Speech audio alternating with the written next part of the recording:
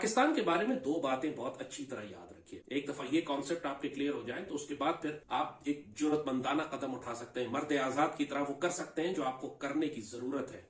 आप गुलामों की तरह कागजों के पाबंद नहीं रहे। पाकिस्तान एक रिपब्लिक है, डेमोक्रेसी नहीं है। इन दोनों का फर्क बहुत अच्छी तरह समझ लीजिए। इस्लामिक रिपब्लिक ऑफ पाकिस्तान है, हम डेमोक्रेटिक रिपब्लिक ऑफ पाकिस्तान नहीं है। एक डेमोक्रेसी में जो पार्लियामान फैसले करे अक्सरियत उसकी वही कानून बन जाए। मसलन अगर बरतानिया की पार्लियामान या अमेरिका की पार्लियामान ये फैसला करती है कि LGBT को और जायज करार दे दिया जाए तो पूरे मुल्क में वो कानून बन जाता है, जैसे बन गया पूरी दुनिया में। पाकिस्तान की पार्लियामान ये कानून साजी नहीं कर सकती क्योंकि यहाँ पर सुप्रीम लॉ अल्लाह उसके रसूल सल्लल्लाहु अलैहि वसल्लम का है। रिपब्लिक में आइडियोलॉजी सुप्रीम हो, डेमोक्रेसी में अक्सरियत की राय सुप्रीम होती है। दोनों का फर्क बहुत अच्छी तरह समझ। पाकिस्तान डेमोक्रेसी नहीं है, हम एक रिपब्लिक है। और रिपब्लिक का मतलब यह है कि पाकिस्तान के आइन की पहली लाइन लिखी हुई है कि मुल्क में कोई कानून साजी कुरान और सुन्नत के खिलाफ नहीं हो सकती। सो पाकिस्तान की पूरी पार्लियामान और सेनेट मिलकर भी कोई ऐसी कानून साजी नहीं कर सकते, जमहूरियत और अक्सरियत के बावजूद कोई ऐसी कानून साजी नहीं कर सकते जो कुरान और सुन्नत के खिलाफ। ये नुकता जहन में रखिए। और दूसरी बात ये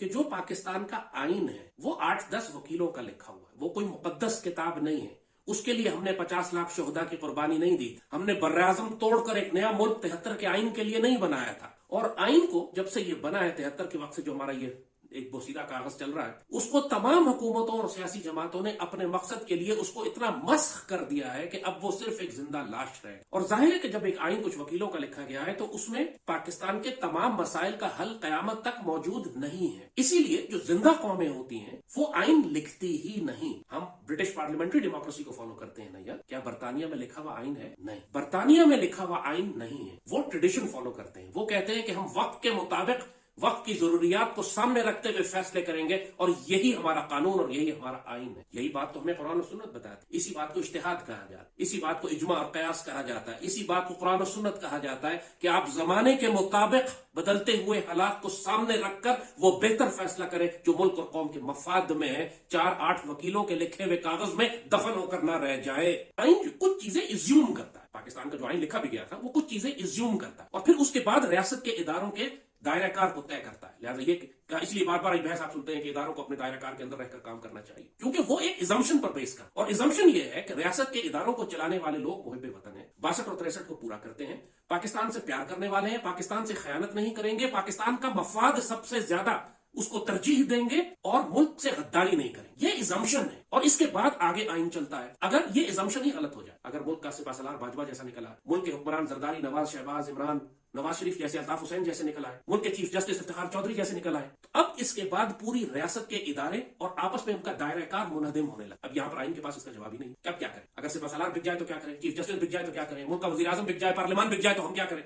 वो पार्लियामान जो सिर्फ करोड़ों रुपए लेके अपने वोट तब्दील कर देती है, आपके ख्याल में गैर मुल्क की ताकतें इनको पैसे देके पाकिस्तान के खिलाफ काम नहीं करवा सकती? जाहिर है करवा रही हैं, यही तो हो रहा है। तो इसमें आइन क्या कहता है? इसीलिए फिर यहाँ पर आप क्या करते हैं कि आइन को तब्दील करना शुरू करते हैं। इसीलिए इन चोरों और डाकुओं ने एक फेडरल आइन को 18वीं तरमीम के जरिए एक कन्फेडरेशन बना दिया पाकिस्तान को, रियासत के सूबों को इतना मजबूत कर दिया कि मरकज कमजोर हो गया। अब ये तरीका था आहिस्ता आहिस्ता इतना कमजोर कर दो मरकज की पाकिस्तान बिखर जाए, जिसके लिए अभी लेकर आए पाकिस्तान को इस किनारे तक। आइन को तो आपने वहीं वायलेट कर दिया, इलेक्शन को तो आपने वहीं वायलेट कर दिया जब आपने 62 और 63 को परे कर दिया। ये नहीं हो सकता कि आप आइन के एक हिस्से पर अमल करें, दूसरे हिस्से पर अमल न करें, इसलिए कि कुछ हिस्से आपको सूट करते हैं, कुछ सूट नहीं करते। तो उसके बाद ये बकवास कि जी मुल्क हर कोई आईनी दायरे में रहे, ये सिर्फ खुराफात पर मबनी। फिर ये जो आई इस वक्त इन्होंने आके ऐसी कानून साजी की कि अपने तमाम चोरों, डाकुओं, मुकदमात सब माफ करवा दिए। ये सारी कानून साजी जो की गई है ये पाकिस्तान के आइन और कुरान और सुन्नत से मुतसादिम है। लेकिन इस पर एक्शन किसको लेना? Supreme court. ये सुप्रीम कोर्ट का काम था कि वो कहे कि कानून साजी जो है ये कुरान और सुन्नत के खिलाफ है, आइन के खिलाफ है। और आप इस कानून साजी के, अगर आप सुप्रीम कोर्ट वाकई एक इदारे की हैसियत से काम करे तो इस कानून साजी को भी कैंसिल करेगी और ये सारे मुकदमात वापस आएंगे और ये सारे जेलों में जाएंगे। इमरान समेत, जरदारी समेत, नवाज समेत, शहबाज समेत, हमजा समेत, मरियम समेत। बचेगा कौन? कोई भी नहीं बचेगा, सारे जेलों में होंगे। अगर आप वाकई अदल और इंसाफ और आइन की बात करते हैं तो पाकिस्तान की तमाम पॉलिटिकल लीडरशिप इस वक्त जेल, और बाजवा और फैज भी जेल, और पूरी वो टीम भी जेल में होगी जिसने पूरी पाकिस्तानी कौम को जहरीले टीके लगाए और पूरी कश्मीर बेचा और वो साजिशें की। इमरान ने लिखा है खत सदर को कि जी बाजवा के फोन टेप करने वाले मामला पे तहकीकात कराई जाए। बात फोन टेप करने पे नहीं रुकेगी, बहुत सारे मामला हैं जिन पर तहकीकात होने की, और पता लगेगा कि यहाँ पर हर कोई एक से एक बढ़कर गद्दार था। सलाम जिंदाबाद, सलाम जिंदाबाद,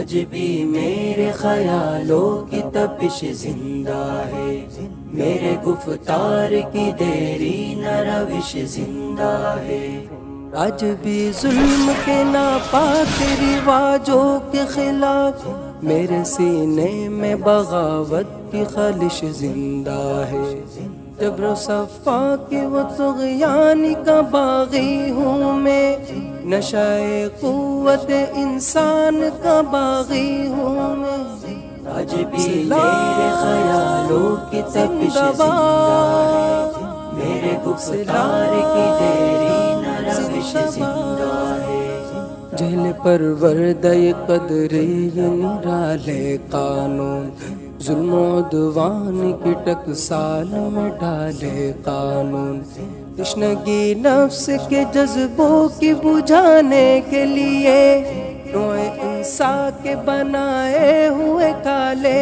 قانون، ایسے قانون سے نفرت ہے، عداوت ہے مجھے، ان سے ہر سانس میں تحریک بغاوت ہے مجھے، تم ہنسو گے کہ یہ کمزور سی آواز ہے کیا، جھنجھنایا ہوا ترایا ہوا ساز ہے کیا، جن اسیروں کے لیے وقف ہے سونے کے قفس، ان میں موجود ابھی خواہش پرواز ہے کیا، آہ تم فطرت انسان کے ہمراز نہیں، میری آواز یہ تنہا میری آواز نہیں، انگنت روح کی فریاد ہے شامل اس میں، سسکیا بن کے دھڑکتے ہیں کئی دل اس میں، تہنشی موج یہ طوفان بنے گی ایک دن، نہ ملے گا کسی تحریک کو ساحل اس میں، اس کی الغار میری ذات پہ موقوف نہیں، اس کی گردش میرے دن رات پہ موقوف نہیں، ہنس تو سکتے ہو گرفتار تو کر سکتے ہو، خوار رسوا سر بازار تو کر سکتے ہو، اپنی کہار خدائی کی نمائش کے لیے مجھے نظر رسنو دار تو کر سکتے ہو، میں تم قادر مطلق ہو، خدا کچھ بھی نہیں، جس میں انسان میں دماغوں کے سوا کچھ بھی نہیں، یہ سچ ہے کہ ہتھیار کے بل بوتے پر آدمی نادر و چنگیز تو بن سکتا ہے، ظاہری قوت و ستوت کی فراوانی سے ڈینانو ہٹلر و انگریز تو بن سکتا ہے، سخت دشوار ہے انسان کا مکمل ہونا، حق و انصاف کی بنیاد پہ مکمل ہونا، آج بھی میرے خیالوں کی تپش زندہ ہے، میرے گفتار کی دیرین روش زندہ ہے، آج بھی میرے خیالوں کی تپش زندہ ہے، میرے گفتار کی دیرین روش زندہ ہے۔